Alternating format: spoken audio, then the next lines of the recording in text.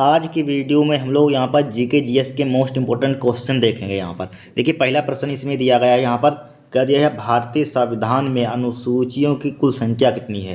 कितनी है? यहाँ पर 12 है। यहाँ पर कितनी है? 12। फिर देखिए नेक्स्ट क्वेश्चन इसमें दिया है हमारे पास, ठीक है, संविधान के मूलभूत विचारों पर किसी का एक अधिकार नहीं हो सकता, यह कथन है किसका है? ठीक है, भीमराव अंबेडकर जी का है यहाँ पर। ठीक है, डॉक्टर भीमराव अंबेडकर जी का यहाँ पर। फिर देखिए नेक्स्ट यहाँ पर हमारे पास भारतीय संविधान में मौलिक अधिकारों की विचारधारा किस देश से ली गई है? किससे ली गई है? संयुक्त राज्य अमेरिका से। किससे ली गई है? संयुक्त राज्य अमेरिका से ली गई है यहाँ पर। फिर देखिए हमारे पास नेक्स्ट, किसने अनुच्छेद 32 को संविधान का हृदय और आत्मा कहा था? ठीक, किसने कहा था? डॉक्टर भीमराव अंबेडकर जी ने कहा था यहाँ पर। फिर देखिए, लोकसभा और राज्यसभा की संयुक्त बैठक की अध्यक्षता कौन करता है? कौन करता है? लोकसभा के अध्यक्ष करते हैं। कौन करते हैं? लोकसभा के अध्यक्ष।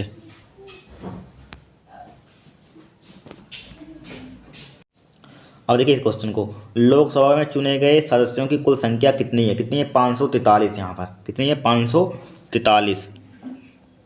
फिर देखिए, लोकसभा के पूर्ण अधिकारों का प्रतिनिधित्व किसके द्वारा किया जाता है? किसके द्वारा? अध्यक्ष द्वारा यहाँ पर। ठीक है, किसके द्वारा? अध्यक्ष द्वारा। अब देखिए, लोकसभा का पहला आम चुनाव किस अवधि के दौरान हुआ था? किसका हुआ था? 1951 से 1952 के दौरान यहाँ पर। ठीक है, लोकसभा का पहला आम चुनाव किस अवधि के दौरान हुआ था? 1951 से 52 के दौरान यहाँ पर। अब देखिए नेक्स्ट, किसी भी राज्य की सीमाओं में बदलाव करने का अधिकार किसके पास है? संसद के पास है। किसके पास है? संसद के पास।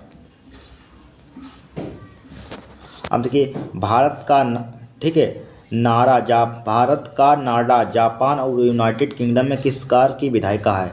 ठीक है, भारत का नाडा जापान और यूनाइटेड किस प्रकार की विधायिका है? किसकी है? द्विसदनी विधायिका है। ठीक है, कौन सी है? द्विसदनी यहाँ पर। द्विसदनी विधायिका है यहाँ पर। अब देखिए खालसा पंथ की स्थापना किसने की और कब? गुरु गोविंद सिंह ने 1699 ईस्वी में की। कब की? गुरु गोविंद सिंह ने 1699 ईस्वी में यहाँ पर। अब देखिए, बाबर और इब्राहिम लोदी के मध्य कौन सा युद्ध हुआ था? पानीपत का प्रथम युद्ध 1526 ईस्वी में यहाँ पर। राइट। फिर देखिए, सांची के स्तूप को कब यूनेस्को के विश्व धरोहर में शामिल किया गया था? ठीक है, 1989 ईस्वी में। कब किया था? 1989 ईस्वी में यहाँ पर। अब देखिए, इब्न बतूता किस देश का नागरिक था? मोरक्को का। कहाँ का था? मोरक्को का यहाँ पर। अब देखिए, बौद्ध धर्म की प्राचीनतम पुस्तक का नाम क्या है? त्रिपिटक। क्या है? त्रिपिटक। अब देखिए, सांची का स्तूप किसने बनवाया था? सम्राट अशोक ने। किसने बनाया था? सम्राट अशोक ने।